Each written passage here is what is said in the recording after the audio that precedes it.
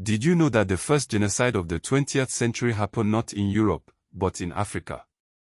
This is the story of a forgotten atrocity, a dark secret buried in the sands of Namibia. It's a tale of colonial ambition, racial hatred, and the systematic extermination of two proud peoples, the Herero and the Nama. We travel back to the early 1900s, to German Southwest Africa, a land of vast deserts and simmering tensions. The German Empire, eager to claim its place on the world stage, had established a colony here, dispossessing the indigenous population of their land and resources.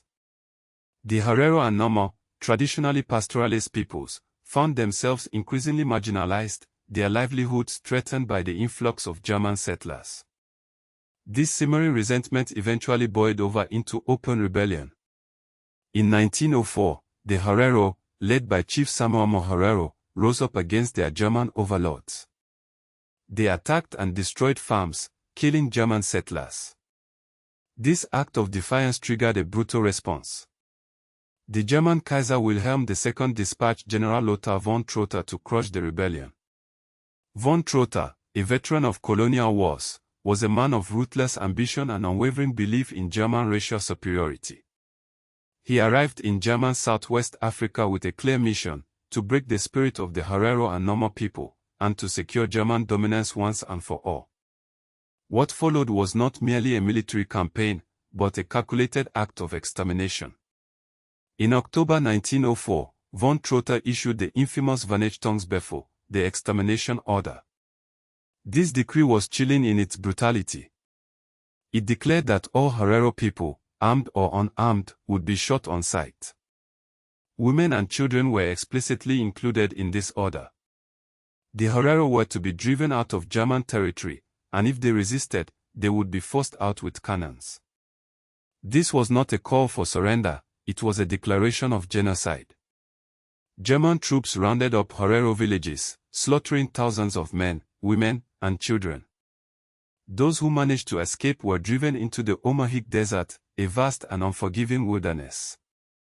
The Germans blocked all escape routes, effectively trapping the Herero in a death trap. To ensure their demise, German troops poisoned wells, depriving the Herero of water, a tactic later considered a war crime under the 1899 Hague Convention. The desert became a graveyard. Starvation, dehydration, and exhaustion claimed the lives of countless Herero. Those who survived the initial onslaught were left to wander aimlessly, their bodies weakened, their spirits broken. The German colonial forces hunted them relentlessly, ensuring that few would escape. The same brutal tactics were later deployed against the Nama people, who also rebelled against German rule. Their fate was equally grim. By the end of the genocide, an estimated 65,000 Herero and 10,000 Nama had perished. Entire communities were wiped out, their culture and traditions decimated. But the horror didn't end with the killings. Survivors were placed in forced labor camps, where they were subjected to inhumane conditions and forced to work for their former oppressors. These camps were rife with disease and malnutrition, further contributing to the decimation of the Herero and Nama populations.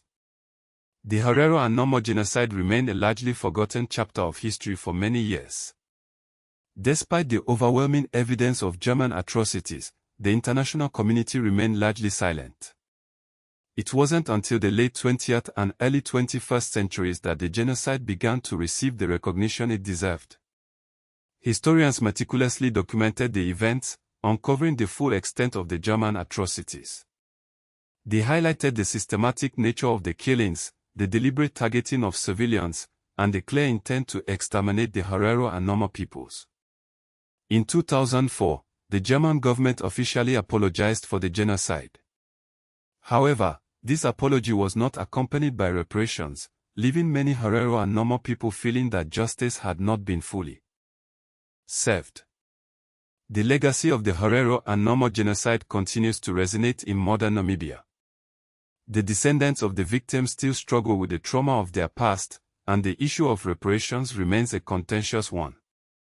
The genocide serves as a stark reminder of the brutality of colonialism and the devastating consequences of racial hatred. It also raises important questions about historical justice, accountability, and the responsibility of nations to confront their dark past. The Herero and Nomor genocide is a crucial part of African history, a story that must be told and remembered. It is a testament to the resilience of the human spirit and a warning against the dangers of unchecked power and prejudice. The memory of the Herero and Nomor people who perished in the genocide must never be forgotten. Their story serves as a call to action, a reminder that we must all stand against injustice and fight for a more equitable and just world. This forgotten chapter serves as a chilling precursor to later atrocities, a dark shadow cast across the 20th century. The echoes of the vanished Tonsberfu can be heard in the horrors of the Holocaust, a stark reminder of the human capacity for cruelty and the importance of vigilance.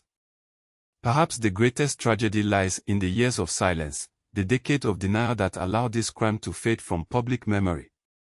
Only through truth and reconciliation can we hope to heal the wounds of the past and build a future free from the horrors of genocide.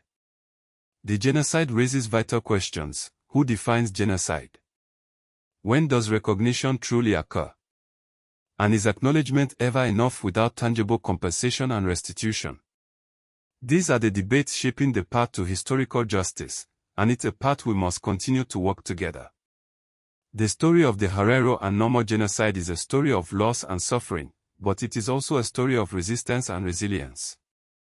It is a story that must be told, not just for the sake of the victims, but for the sake of humanity.